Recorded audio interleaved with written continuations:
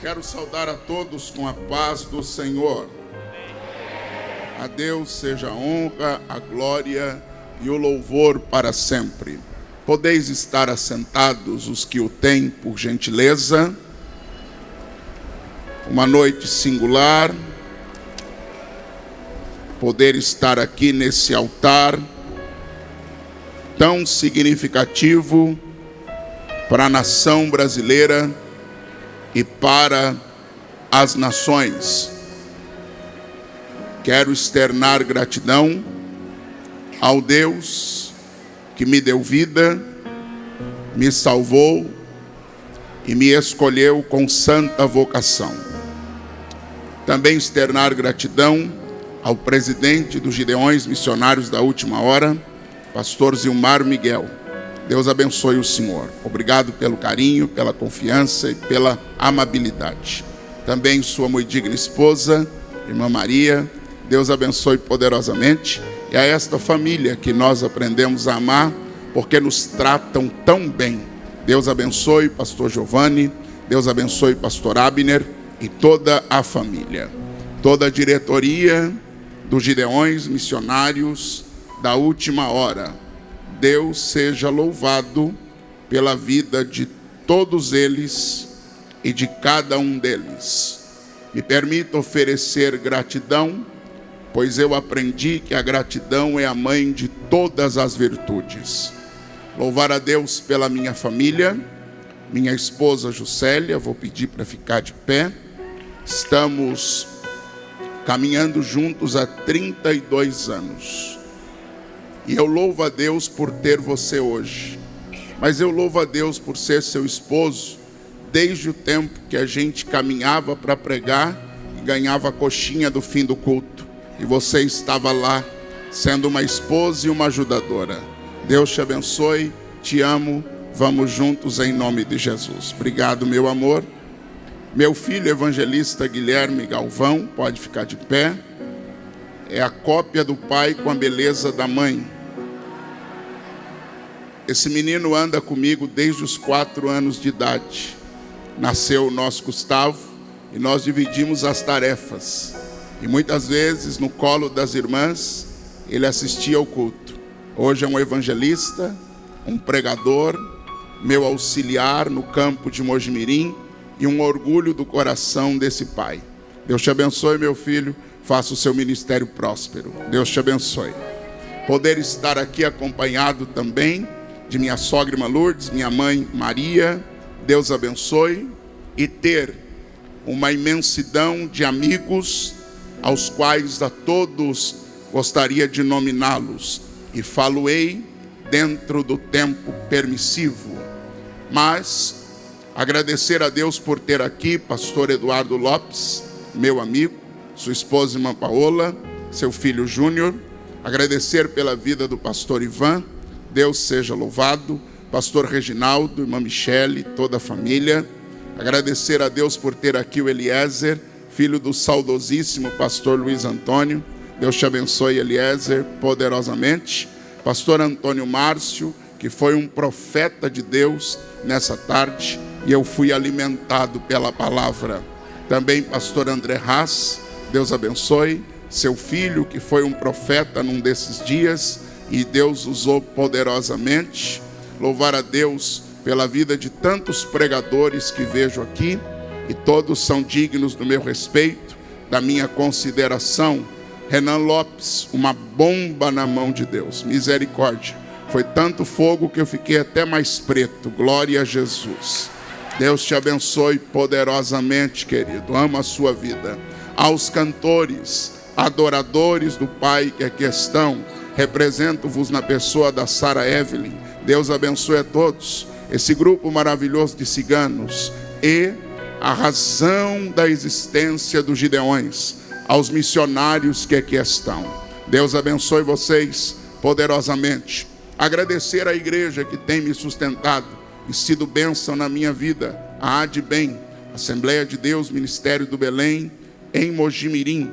na pessoa do pastor Martins, da irmã Márcia e de uma caravana bonita de irmãos de Mojimirim que estão aí. E eu sou muito feliz. E todos aqueles que estão recebendo através da internet esse culto maravilhoso. E finalizando, agradecendo a Lorinaldo Miranda, meu amigo, sua esposa, a todos. Sintam-se, por gentileza, todos abraçados. Meu reconhecimento sincero e minha gratidão.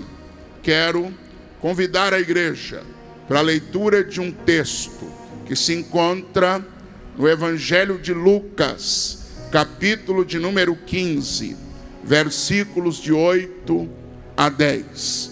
Reverenciando a palavra de Deus, coloquemo-nos em pé. Lucas, Evangelho, capítulo de número 15, versículo de número 8. Glória a Deus. Aqueles que encontraram, por gentileza, digam amém. Está escrito: ou qual a mulher que, tendo 10 dracmas, se perder uma dracma, não acende a candeia e varre a casa e busca com diligência até achar? E, achando-a, convoca as amigas e vizinhas, dizendo: alegrai-vos comigo, porque já achei a dracma perdida. Assim vos digo, que há alegria diante dos anjos de Deus por um pecador que se arrepende. Amém. Tomem assento, por gentileza, e me permitam trazer ao coração desta igreja reunida no ginásio dos Gideões Missionários da Última Hora. E eu começo dizendo-vos que Lucas era um médico grego que foi contratado por Teófilo para colocar em ordem os fatos que se deram com Jesus. E na busca destas verdades, tendo ciência do ministério de Cristo e da sua ressurreição, Lucas se converte ao cristianismo e passa a ser usado por Deus para escrever o evangelho que leva o seu nome. É também a história da igreja primitiva no livro dos Atos dos Apóstolos. Me faz causar interesse o fato de Lucas ser o único escritor bíblico não judeu. Na verdade, existem escritores judeus escrevendo a história de gentios, mas no caso de Lucas, ele era um grego gentio que Deus escolheu para narrar a história sagrada. Ou seja, Lucas era um improvável, mas Deus o escolheu. Me faz lembrar do que Paulo escreveu à igreja de Corinto, em 1 Coríntios 1, 28, parte B, dizendo: Deus escolhe as coisas que não são para aniquilar aquelas que são. E eu declaro: Deus é o Deus dos improváveis. Vou repetir: Deus é o Deus dos improváveis. Em Atos dos Apóstolos, capítulo 16, versículo 10, percebemos que Lucas, na narrativa sagrada, se inclui na viagem do apóstolo Paulo para a Macedônia, e também se inclui entre os que pregaram o evangelho lá. O versículo diz: logo depois desta visão, procuramos, está Lucas incluído, partir para a Macedônia, concluindo que o Senhor nos chamava para lhes anunciarmos o evangelho. Então, além de improvável para escrever a história, Lucas agora é parte da história. E hoje eu quero declarar a você, gideonita, que neste congresso, 40º Gideões Missionários da Última Hora, ainda que você seja um improvável, ainda que você seja uma improvável, Deus te levantou, te escolheu e você faz parte desta história. Eu não consigo chegar aqui e deixar de me lembrar que é muito antes de ter a honra de ser um dos pregadores deste congresso, eu vinha muitos anos antes de excursão de Campinas a Camboriú, vinha junto com meus irmãos e permanecia aí embaixo, onde vocês estão, adorando a Deus, ouvindo palavra e sendo cheio do Espírito Santo. Houve um ano nesse ginásio que o poder foi tanto que eu fui falando línguas estranhas sem conseguir parar, do ginásio até o hotel. Então eu posso me unir a vocês e declarar: eu faço parte desta história. Você tem mais alguém neste ginásio que faz parte desta história? Levante a tua mão e dê um brado de glória a Deus esta noite. Ora, podemos dizer que o capítulo 15 do Evangelho de Lucas é um registro do ministério de Cristo, destacado e organizado com perfeição e precisão por aquele que o apóstolo Paulo chamava de médico amado. Temos neste capítulo a parábola da ovelha perdida, a parábola da dracma perdida, a parábola do filho pródigo. Podemos perceber ao longo dos evangelhos que é um dos instrumentos que o meigo nazareno usou para transmitir a mensagem e o seu ensino com sua grande sabedoria foram as parábolas. As parábolas são um meio de comunicação muito eficiente e muito usado na Bíblia. Parábola é uma narrativa alegórica que utiliza elementos do cotidiano para transmitir uma verdade ou um ensinamento moral, espiritual ou teológico. Jesus usou parábolas para tornar seus ensinamentos acessíveis e impactantes para aqueles que o ouviam. A definição da parábola é literalmente colocar ao lado, tendo como propósito provocar uma reflexão e confrontar os ouvintes com verdades que precisam ser entendidas. Quem não gosta de ouvir verdade não vai andar com Jesus. Quem não gosta de ser confrontado não vai andar com Jesus. Nós temos na parábola do semeador um alerta e uma verdade muito grande. Mateus, no capítulo 13, versículos 18 e 19, escreve: escutai vós, pois, a parábola do semeador. Quando alguém ouve a palavra do reino e não a entende, vem o maligno e arrebata o que foi semeado no seu coração. E o Espírito de Deus me dizia que Satanás tem assaltado corações na nação brasileira que ouvem a palavra, mas infelizmente não entendem a palavra. Porém, nesta noite, eu venho na fúria do leão da tribo de Judá, dizer a este povo com muita convicção e declarar: o inimigo não vai roubar a palavra que Deus mandou para o teu coração. Não, eu vou dizer de novo, porque estou sentindo autoridade. O diabo não vai roubar a palavra que Deus mandou para o teu coração.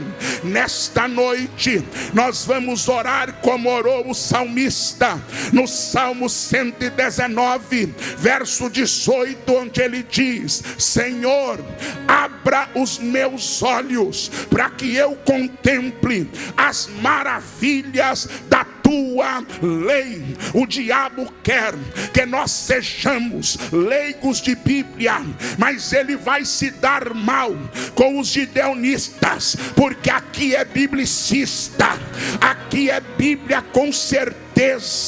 Sim, todos nós, igreja, sabemos que a vinda de Jesus ao mundo, além do propósito sublime de prover salvação, também teve como um de seus objetivos tirar a humanidade das trevas e trazer luz ao entendimento dos perdidos. O apóstolo Paulo, tomando a autoridade da palavra, diz em Colossenses 1:13: pois ele nos resgatou do domínio das trevas e nos transportou para o reino do Filho do seu amor.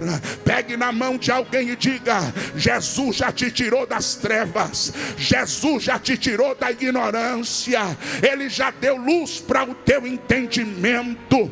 O profeta Isaías declara acerca do Messias da seguinte maneira, Isaías 9:2: o povo que andava em trevas viu uma grande luz, e sobre os que habitavam na região da sombra da morte resplandeceu a luz. O maior sonho do diabo é ver o crente andando nas trevas, mas vai se dar mal, Satanás, porque o farol de Jesus está sobre a igreja.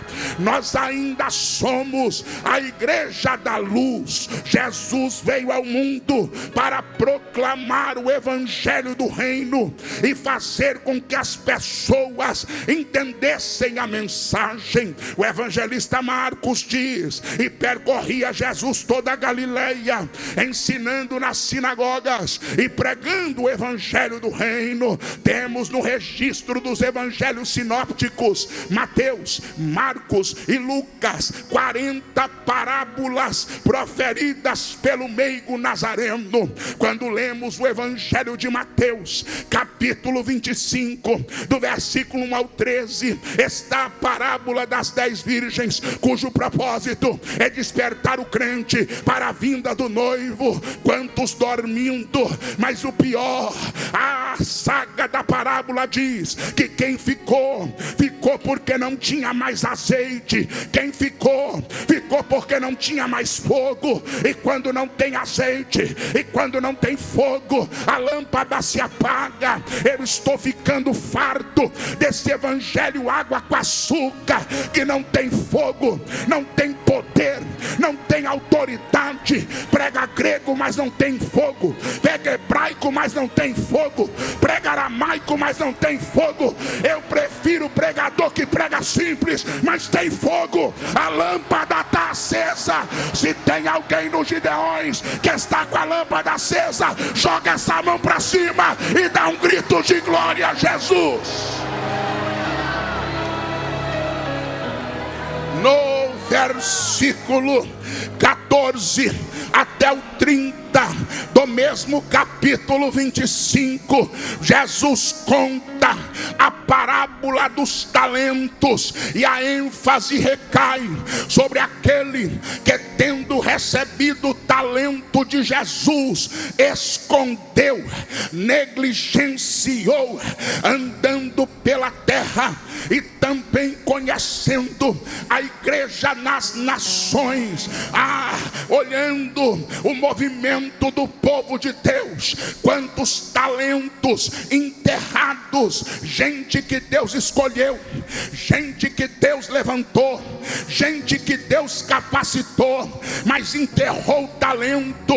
O Espírito Santo bradava nos meus ouvidos e dizia: Gideões 2025 será um congresso onde talentos serão renovados, onde talentos serão despertados. Também no Evangelho de Marcos, capítulo 4, versículos 30 a 32, a planta da mostarda é usada para revelar que o reino de Deus vai crescer. Começou pequeno, mas vai crescer. Assim disse o Deus da sua sabedoria, e está escrito no livro de Jó: o teu começo terá sido pequeno, mas o teu último estado crescerá em abundância. Fica tranquilo, quem nasce grande é monstro. Crente nasce pequeno, ministério nasce pequeno, e o diabo olha para o ministério pequeno e diz: vai acabar. O diabo olha para o ministério pequeno e diz: não vai dar conta. Mas quem deu o ministério está dizendo: fica tranquilo que vai crescer, fica tranquilo que eu vou honrar, fica tranquilo que eu vou levantar. Em Lucas, capítulo de número 10, versículo de 25 a 37, nós temos a parábola do bom samaritano, que nos ensina que o amor ao próximo verdadeiro e genuíno se traduz em atitudes concretas. Tenho certeza que aquele sacerdote, por ser pregador, pastor Silas, dos mandamentos, pregava que tinha que amar ao próximo, mas na hora de ter atitude, ele passou de largo. Tenho certeza que o levita da parábola cantava sobre o amor ao próximo, mas na hora de ter atitude, Caliane, ele passou de largo. Deixa eu dizer uma coisa: Deus está cansado de gente que prega, mas não tem vida. Deus está cansado de gente que canta, mas não tem vida. O samaritano não tinha oportunidade no templo, não cantava no templo, não pregava no templo, mas na hora de ter atitude, ele teve atitude. Vamos parar de querer palco e vamos ter atitude de cristão de verdade.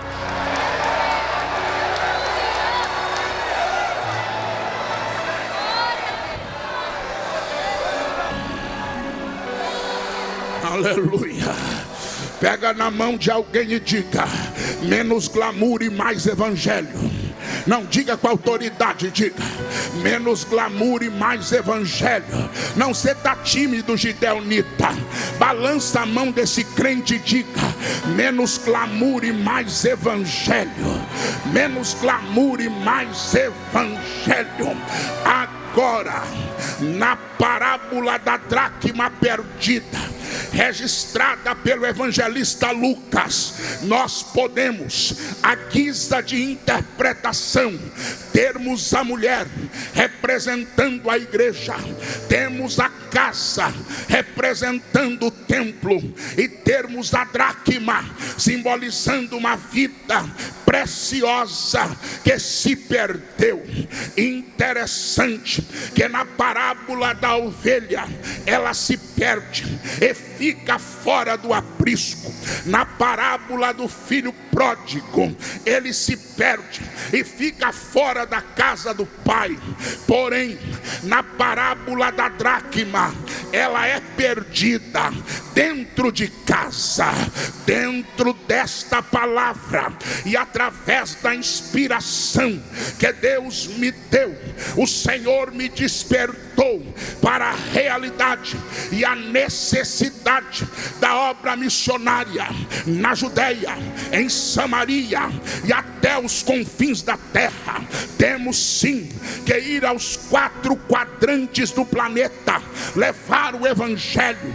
Temos que pregar a tempo e fora de tempo.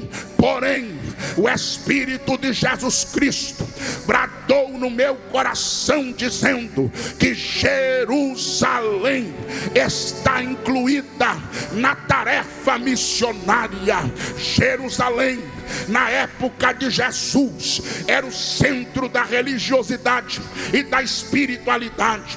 A cidade onde estava o templo de Deus, a cidade onde se concentravam as grandes escolas de teologia daquele tempo. Contudo, Jerusalém havia se corrompido com o legalismo hipócrita dos fariseus, com a incredulidade dos saduceus, que não criam mais no sobrenatural, com o rigor separatista e exclusivista dos essênios e com a politicagem profana dos herodianos. É triste constatar que no tempo de Jesus, o santo templo de Jerusalém havia se tornado um lugar onde cambistas negociavam o sagrado, associados com sacerdotes corruptos. Mas o que ninguém contava era que Jesus chegaria no templo para pôr ordem naquela balbúrdia. O escritor sagrado, evangelista Marcos, diz em Marcos 11:15: e vieram a Jerusalém, e Jesus entrando no templo, e Jesus entrando no templo, e Jesus entrando no templo, e Jesus entrando no templo. Veio para pregar? Não, hoje ele não veio para pregar.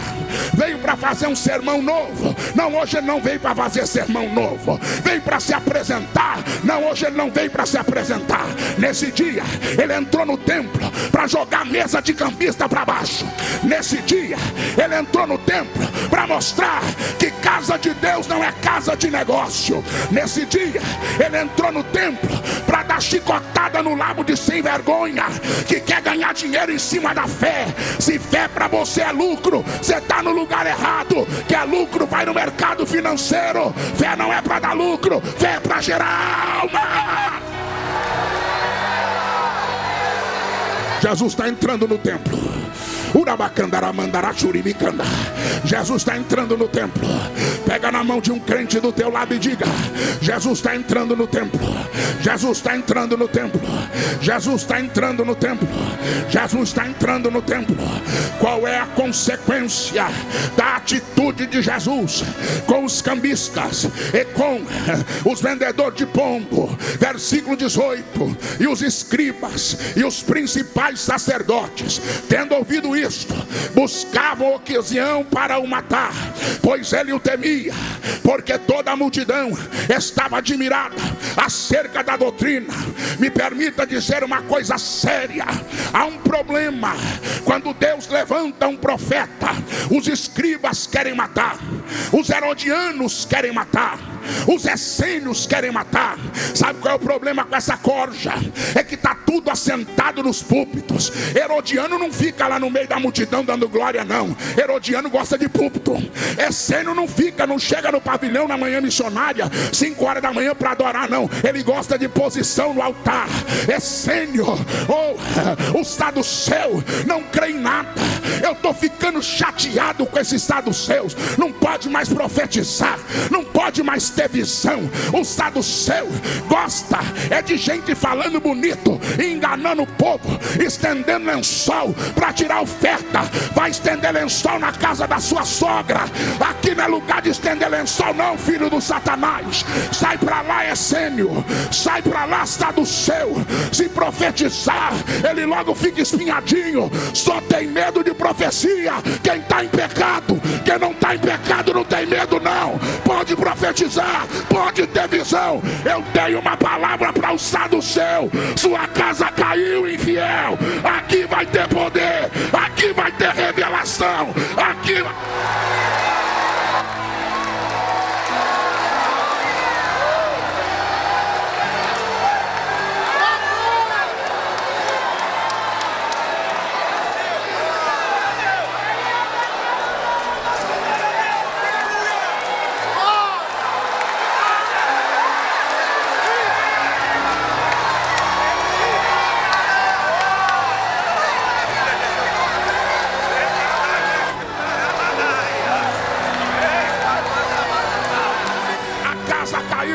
do céu. Onde tiver um crente pentecostal, solta um grito para o saduceu ficar triste.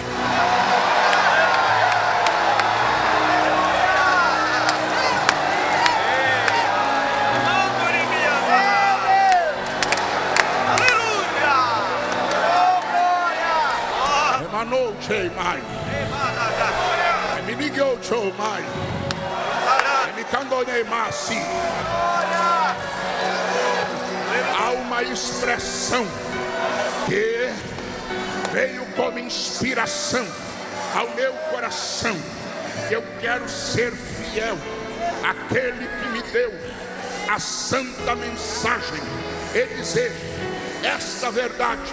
A igreja reunida em Camboriú e através das mídias eletrônicas em todos os cantos da terra.